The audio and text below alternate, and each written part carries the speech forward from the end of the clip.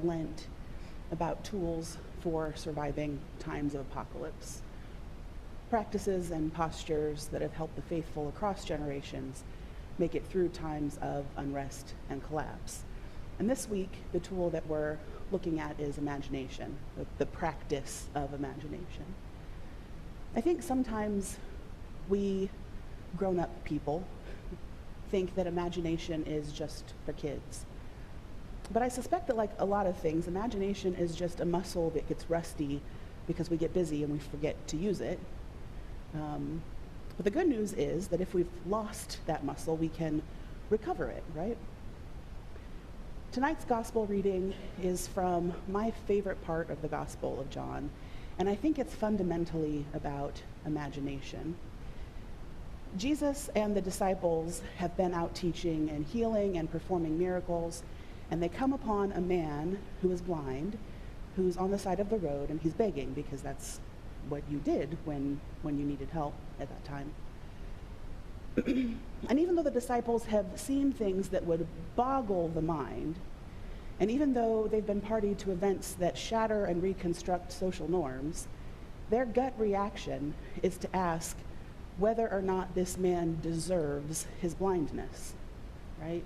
Has he done something, or have his parents done something to cause this condition? Now, on the one hand, that makes complete sense. That's how their culture understood and explained why bad things happen. If bad things happened to you, it was because you had done something bad and you were bad. Likewise, if you were good and followed the rules, you would be protected from bad things. It's a simple, easy to understand system. And that's not necessarily a mindset that only appears during the time of the disciples. There's a wide strain of this kind of mentality throughout Christianity too. We hear it in our political discourse now. An example of that would be like the cost of healthcare. Healthcare wouldn't be so expensive if people were more responsible in the choices they made. Why people ask things like, why should I have to pay for your healthcare when you don't take care of yourself? Implying that you deserve the kind of healthcare you can afford. We hear things like that even though we know that more than 60% of our health is beyond our control.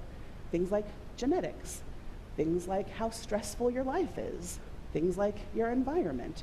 Did you grow up near a nuclear waste site? Is your city walkable? Can you get to a grocery store, right? We know that one of the top predictors of good health is money, the ability to purchase access to doctors and medications and helping professionals and rest and recreational activities that fill you back up. If you're wondering where I got that information, I encourage you to look up the social determinants of health. It's a fascinating thing. So even though that is a thoroughly messed up system, this good-bad dichotomy creates an illusion of control that can be comforting for some people. So given the times and their culture, the disciples' question is an honest one. Who sinned, this man or his parents? That man must deserve this somehow. Bad stuff doesn't happen to innocent people. But Jesus is Jesus. And so he replies, what are you talking about? Nobody's at fault here. There is no good versus bad. Blindness is just a thing that happens sometimes. And in my imagination, when I hear this story, I hear Jesus saying, after everything that you have seen and heard, this is still where you're fixated. Come on, guys. Ask better questions, right? Asking better questions, I think, is at the heart of imagination. In our Lenten small group, we've been listening to a series of interviews with Reverend Renee August, who's an Anglican priest who was involved in the movement to end apartheid in South Africa. And she's gone on to be involved in various other justice movements, including campaigning against the gentrification of Cape Town.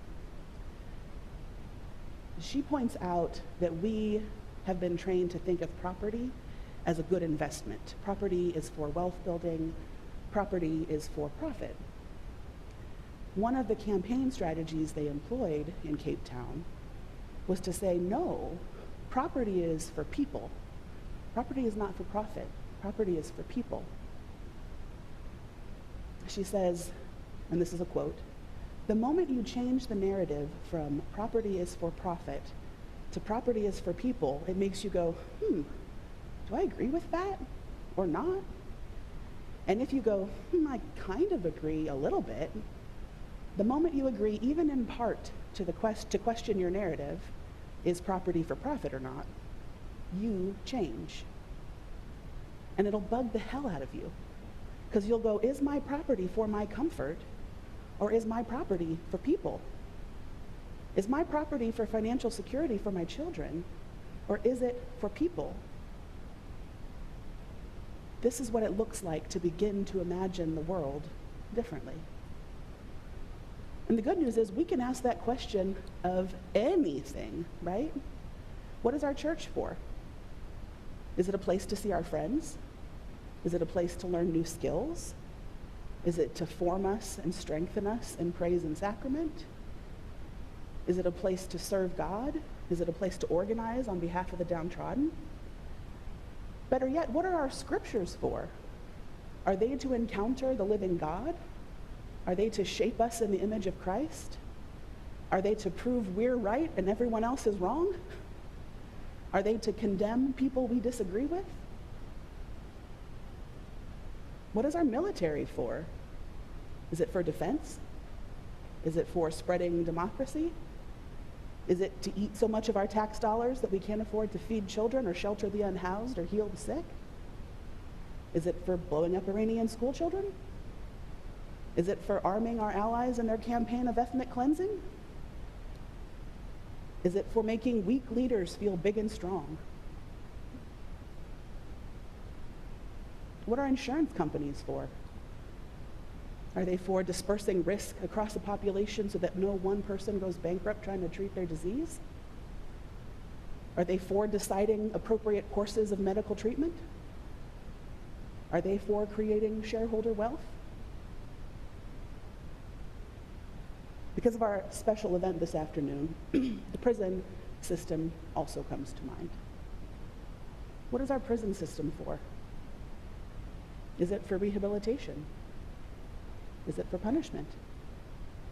Is it for justice? Is it for public safety? Is it for cheap labor? Is it for intimidation and control of citizens? Is it for profit? How we answer these questions shapes our imagination and shapes what we believe the world can be. And we need to ask better questions if we are to shape a better world. As we begin to imagine this alternate world, we also need to unlearn the good versus bad view we have of people. The worldview that Jesus and his disciples, well, probably not Jesus, but Jesus' disciples were stuck inside of. In another of her interviews, Reverend August talks about this as being multi-storied or multiversed. I am both faithful and apathetic.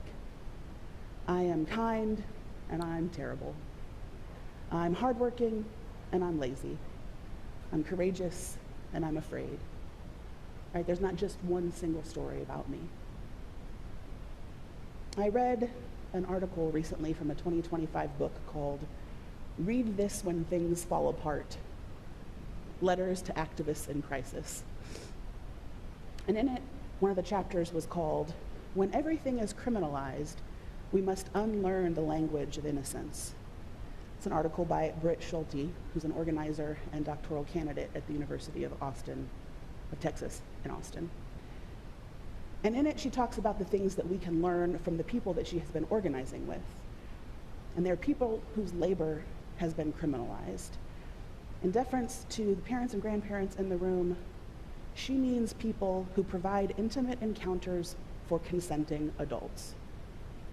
Are we on the same page with the kind of work that I mean? Okay. Why am I bringing you information from this demographic of people?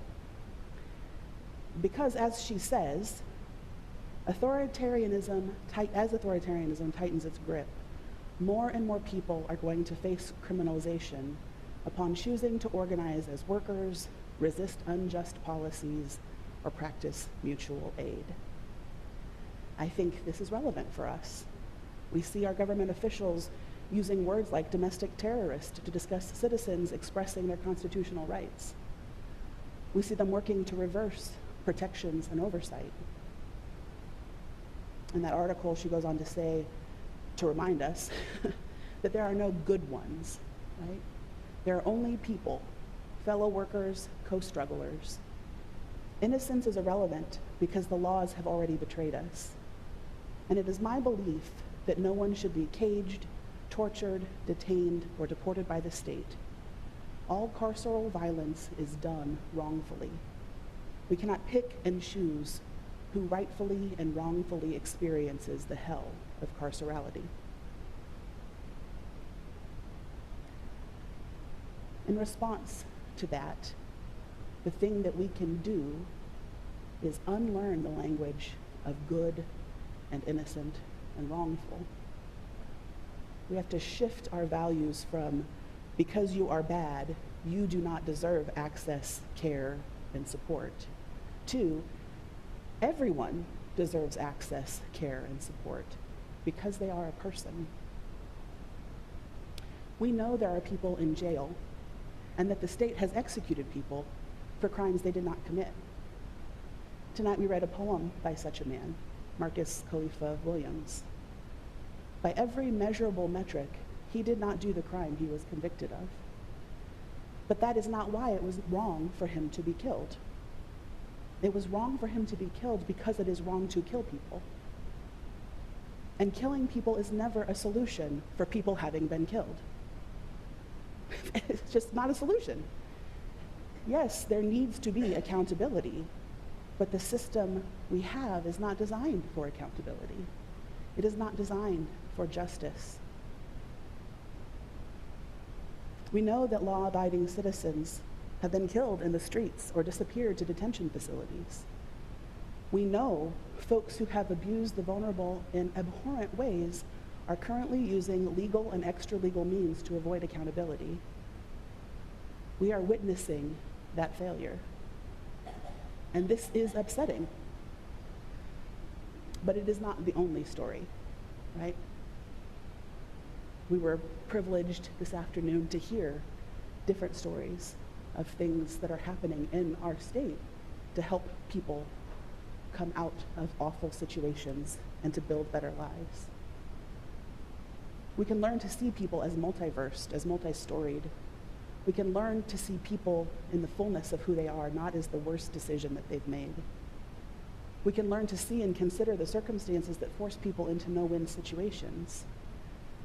We can learn to see like Jesus. We can imagine something different and we can work to make it real. In Missouri, we're on the cusp of passing clean slate legislation, which means that people with nonviolent offenses will be able to have their records expunged, which means that they'll be able to get better jobs and better housing and build stable lives. What a gift. Not only that, but Missouri is talking again about ending the death penalty. And that conversation is more robust this go around, and it's more bipartisan than it has ever been. We have reason to hope for that. There are so many opportunities for us to imagine a different way, so many opportunities for us to be more like Jesus. May we learn to see the people in their fullness. May we ask better questions. And may we work to bring healing and wholeness to all people. May it be so. Amen.